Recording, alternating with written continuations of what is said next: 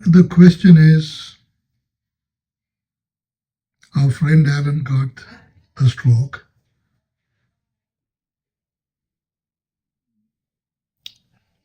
Quite a long time ago. It's about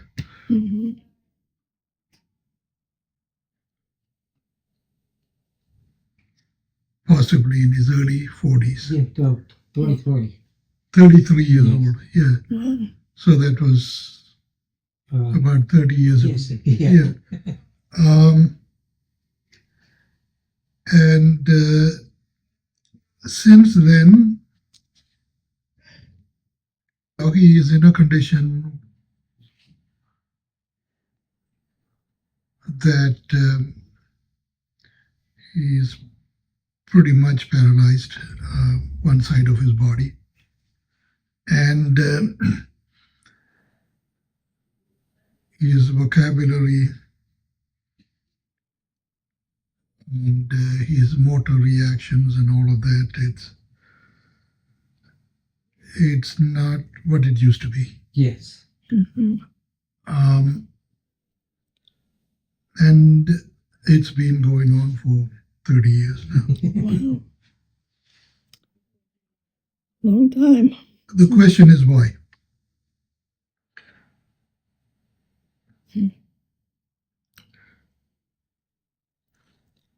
Guess it's just something that comes to us once in a while. Well, you see, the thing is, even when Jesus was confronted with the situation that he is about to be put through, all the torture and agony and everything, he was fully aware of it. And did he panic? Yeah. Was he scared? Yes. Was he questioning? Yes. So what you are going through is normal. It's nothing to feel bad about. See, but going back to Jesus, his sufferings had a purpose. It had a purpose for God, and that is what Jesus was going to go through or was going to undergo, because it serves a divine purpose, much higher purpose. You see, on the other hand, if Jesus were to look at this as something that is going to happen to me, and why is it happening to me, and why wouldn't it be any other way, and if he is going through those motions of it, then what gets defeated is the purpose of God. Isn't it? See, God's purpose is to bring salvation to humanity through the death of Jesus, sufferings and death of Jesus. But if he is going to make it so personal to himself, then that suffering and that salvation, all of that is just a mute idea. It's not going to happen. Okay? So, the point is, when something like this happened to us, a tragedy like this happened to us, or when we are put through a severe case of a trial, it really is a calling to find out what is the purpose in our life. Why are we created? What are we meant to do? Why did you create me? What do you want out of me? And sometimes it comes in a very, very hard way at us. But you see, you need to understand Jesus had already suffered for us. So which means our suffering is not going to be as bad, since he had suffered for us. Okay? So it really is something that we can recover from, or something that it can be reversed if the purpose of God is fulfilled. Isn't it? If the purpose of God's calling or the created purpose for us, if that is fulfilled, or if we are on our way to fulfill that, then it has all the potential of a nice reversal. Everything coming back to normal. Everything coming back to a complete healing and transformation. Mhm. All of that is possible because God is renewing you, God is transforming you, God is healing you every moment of your life Mhm. by His prana, which means by His breath. He's doing that. It actually is a moment in time, it's a moment in our life when that is going to reverse, when that is going to be completely healed. So, the two things we have to do here. Number one, we need to find out what is His purpose that He created us for. And secondly, we need to come to aligning our lives and our actions and our thinking and everything to God's. Okay? And when we do that, everything is going to come back and settle in. See, this is what I'm writing in my book.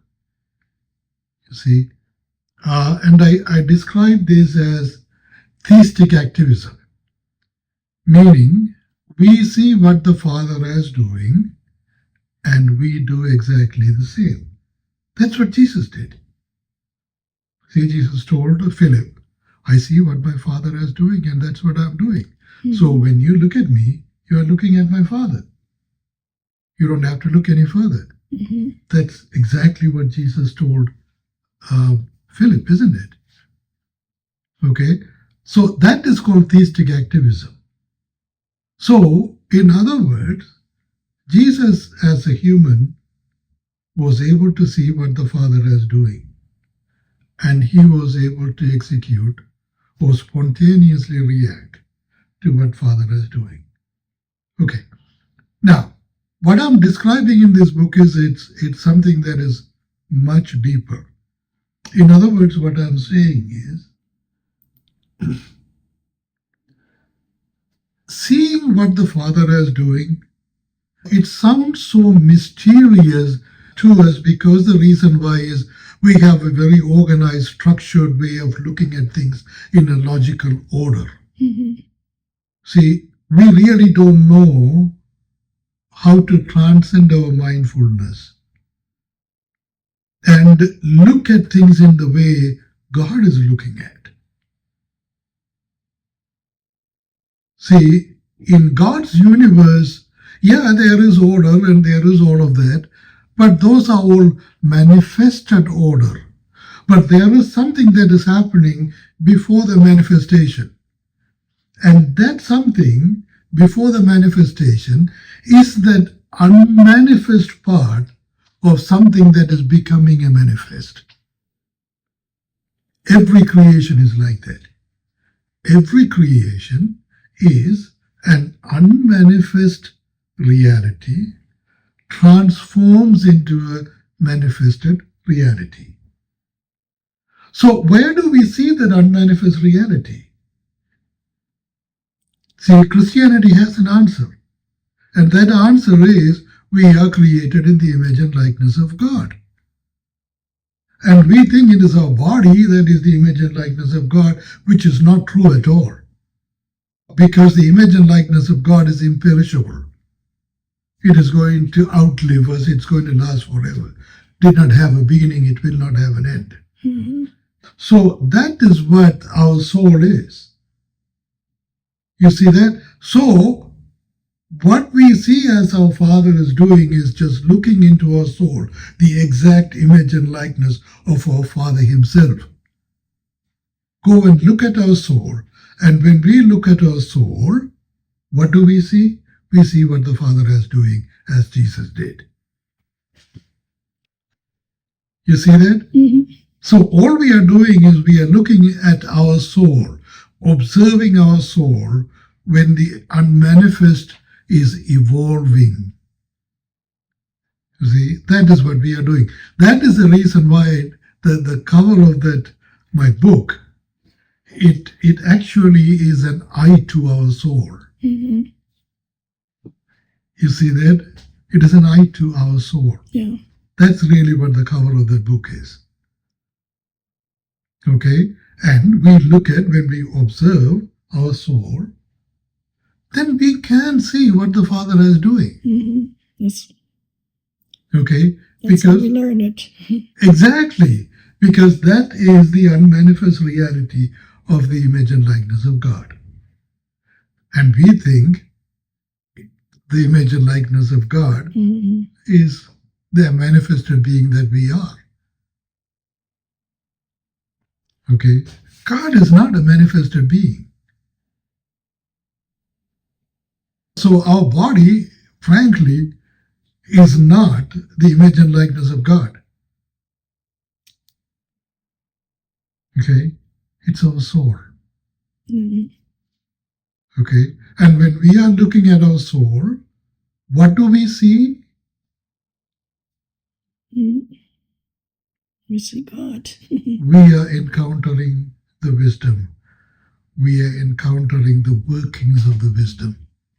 See, that wisdom does not come to you in a logical order as our mind is. That wisdom is very abstract, and it is still in an unmanifested form in the process of becoming something that is manifested. So when we look at something, we are not looking at an order, structure, a form, a functionality, none of those. You see, we are looking at as if we are looking into the sky. See, that is how unmanifest and it is. That is how, beautiful it is. Do you understand? And when we do that, then we can see what the Father is doing, because we are looking at the wisdom itself. And that wisdom will reveal to us our manifested purpose. Meaning, we as a human form, the manifested body, what are we supposed to do with our life to God or for God? Hmm. What are we supposed to do? You see, that purpose will be revealed to us by the Holy Spirit. Okay? That is what is going to happen. So if anything that's bad happening to us, whether it is a stroke, whether it's an accident, whether it's a loss of our beloved, whether it is something that is really, really horrible, just learn the lesson. Ask the Holy Spirit, what is the lesson that I'm supposed to learn? Gotcha. Okay? Gotcha. Just ask him. Just ask him, what is that lesson? And just go into your soul and observe it in meditation, what the soul is, what your soul is like. And Holy Spirit is not going to tell you in a structured, ordered way, this is what your purpose is, but he will reveal you the purpose. And you will know everything that has to do with the purpose.